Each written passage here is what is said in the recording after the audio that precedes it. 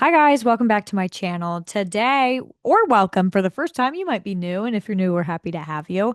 Today, we are going to chat about kind of the big news in college sports, a new court case settlement that's completely going to change all college sports as we know it.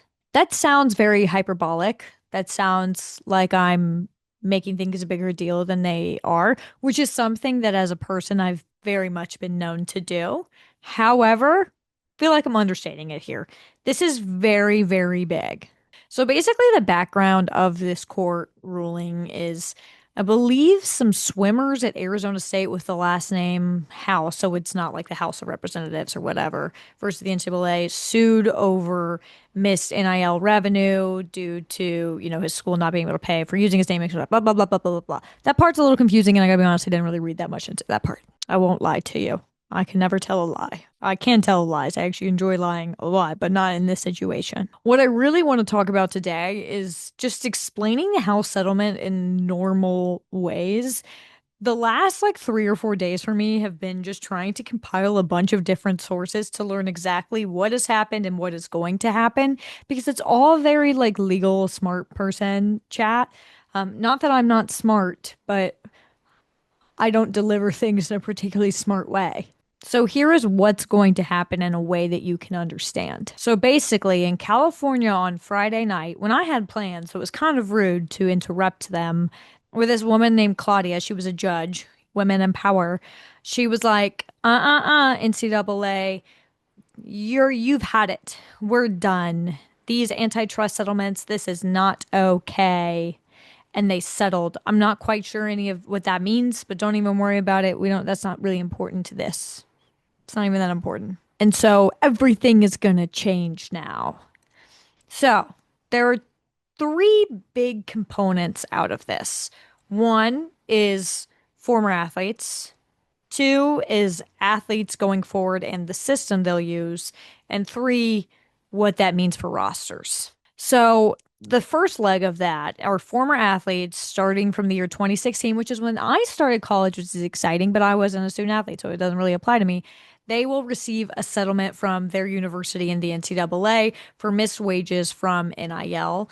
And I believe that's a pretty big sum overall of, $2 billion that's going to be spread out among these athletes, which is great. We want people to get paid, get money, and we want to see the NCAA suffer. The second leg of this, what does this mean going forward? This is the most important. This is really what is going to shape these sports that we love in the future. With this, it now has become legal for schools to directly pay players as compensation for their name, image, and likeness. An example would be, Iowa selling tickets with Caitlin Clark's face on them or jerseys with her number. Like they are indeed using her name, image, and likeness. She's in the little university commercial. They use her name, image, and likeness so much, and she never got paid for that from Iowa. This money is meant to right that wrong. Schools will have a set limit, a salary cap, where each university has $20.5 million from their athletic fund that they can use to go to players directly. You don't have to use the $20.5 million. You can keep things as they are and not use that money, period. Or you can use all $20.5 million to pay your athletes. There is no set guidelines, standards, procedures for how you are going to do that. But most schools keep that stuff kind of hidden. The few schools that have publicly been like, hey, this is sort of our plan in case this happens, which people have been waiting for this to happen for a while. This didn't just come out of the blue, is 90% of that money is estimated to go to football and men's basketball. Those are the sports that bring in the most revenue. Those are the sports that bring in the most eyeballs. And it's just kind of the way the world works. How does Title IX play into this? Beats me. There are going to be some lawyers who are much smarter, who have understood some of the words that I didn't understand, who will figure that one out. So that $20.5 million, where exactly does that money come from? It's going to come from ticket sales, from broadcast partnerships, merch, etc. But mainly, it's going to come from you, the fans. No shit. So schools like Tennessee have seen this coming for a while. So a few months ago, they came out and they were like, hey, besties, here's the situation. This bill is most likely going to pass. we are going to need to raise your ticket prices, but the 10% fee we raise tickets, that's the talent fee. So that money will go into our, I don't want to call it an NIL fund, but player payment fund. And at least for me, my alma mater has immediately started emailing me, say, please donate to the flight fund, which is where they're asking fans to donate so that money can fill that $20.5 million gap. I'm going to tell you right now, I ain't giving you a penny. Sorry. You might as well take me off that email list. Out of state tuition wasn't enough. The $20.5 million is an estimate. It could vary a little bit. And that's based off of a 22% number of rev share, whatever. That part was also confusing to me as well. However, that number will most likely jump each year. There's a room for that to rise. So it's going to get bigger every year. Some people have estimated within the next 10 years, it could be $30 million. Now that there is this sort of system in place for the universities to do directly what the NIL collectives have been doing, where do the collectives fit into this equation? If you think they're leaving, you're out of your mind. They're never leaving. So, with these new guidelines, student athletes still have full capability to go and work with a brand or a company and do a social media ad or be in a commercial or, any sort of like sponsorship like that, which was the original intention behind NIL. But with the way that things are changing, with the introduction of this settlement, the Power Four conferences came together and said, let's make a little committee.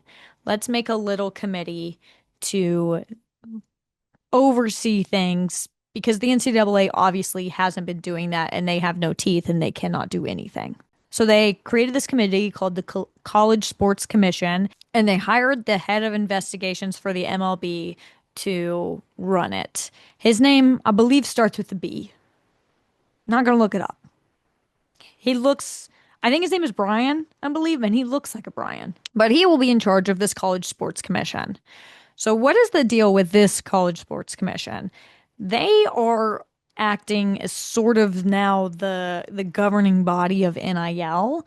When this takes place, there's going to be a different procedure for NIL deals that are over $600, where if a student athlete gets an NIL deal of whatever sort, they will have to go submit their NIL deal to this software called NIL Go that was created by Deloitte.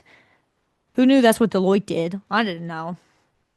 And that software is supposed to be able to decipher whether that is a legit brand deal that, hey, this kid is just getting a sponsorship by this local AC company, or differentiate it from, all right, that's clearly an alum of the university paying a lot of money to try to get you to stay here at this school. And so that is the overall goal of it. How that's going to work beats me. No clue. And then, honestly, I'm going to take a guess and just say it probably won't work because there's this whole other aspect with it that I think is personally really messed up, where this software also has the ability to look at an athlete who's presenting them with some type of deal and say, so we've looked at market value and we've looked at our numbers, we've crunched them. And although you're being offered $50,000 for that, we feel like it's more appropriate for you to be getting paid $25,000 for that. So you can only do it for $25,000.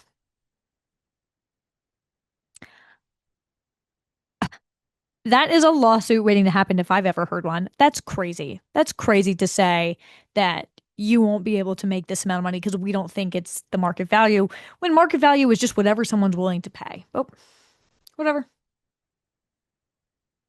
Whatever. Piss me, grinds my gears, I'll tell you that. And so that will be the new system that will sort of be running these NIL transactions. I imagine it's with the intention of a more level playing field, but I obviously don't think that is going to be the result because it's being reported that universities have already started working directly with their NIL collectives to try to find loopholes to get out of that system so that they're able to pay their top players more because putting together a really good football roster can cost you more than $20 million. And so that leaves nothing for the rest of your student athletes. There's just no way that this still doesn't involve collectives at the end of the day. How they work, I'm not quite sure, but they will be very involved.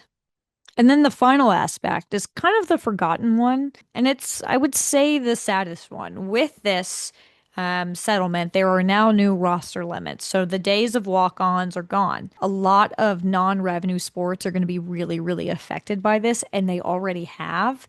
So, as I mentioned earlier, a lot of schools have seen this coming. They've seen the writing on the wall, and they have already prematurely started cutting roster spots from their non-revenue sports like track and field and swimming. So walk-ons who were a part of a certain team no longer are. And it's written into this that there should be some sort of like grace period where walk-ons are able to actually like try out for the team to like really get a solidified scholarship spot. I'm still a little confused by that, but the overall takeaway is a lot of student athletes are going to lose their resources, their literal spot on their team because of this ruling, and the resources are not going to be allocated equally. I think we all know that. So if you're a football or men's basketball player, this is probably pretty great. If you're on the swim team, you might be feeling a little anxious. So that's sort of the overall gist of what is going to change because of this. And it's a massive change. It's a very big deal. So naturally, they've given them 3 weeks to figure it out. This all goes into effect July 1st of 2025. Like, like 3 weeks from now. It might even be 2 weeks by the time you're watching this. That tight of a turnaround time, I have no faith that this works. I think this is going to be really messy for a long time. And there are so many potential lawsuits written all over this thing that I believe it's going to be years and years and years before this is finally warped into its final form. This is very much like a first draft. And personally, I'm a little conflicted on the matter because, like, you don't want walk-ons to lose those opportunities. You don't want non-revenue sports to suffer. But I'm a firm believer that I do think college athletes should get paid. I think everybody should get paid. I never want people to not make money. I want everyone to make money, especially when, you're at a school that you're a star athlete and they're making money off your name. I mean, imagine how much Iowa made off of Caitlin Clark, and they never paid her. She also never had any direct NIL deals with Iowa's collective. All of her NIL money came from brand deals. None of it came from Iowa or their collective, which is crazy. This also is going to open up the are they employees conversation, which, like, once again, I am not smart enough to figure that out, but this is a new step in the direction of what college sports is going to be, which I'm guessing a semi-pro is probably the best way to describe it.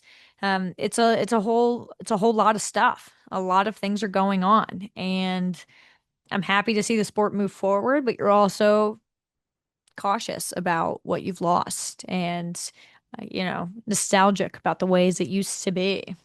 But most importantly, we should all want college athletes to get paid. Duh. Duh. But that is all I've got for you today on the House versus NCAA settlement. I know it was a lot of legal talk, a lot of yapping, but we're going to get back to our team previews in our next video. I'm very excited. I've been working on a few. I won't spoil them, but we're going to talk about a good team. How about that? That's a spoiler. If you liked this video, if you learned something, if you want me to keep making YouTube videos, you gotta like, subscribe, and comment. We're 7 years of bad luck. I have the power to do that. And if I don't have the power to do that, I'll hire an Etsy witch.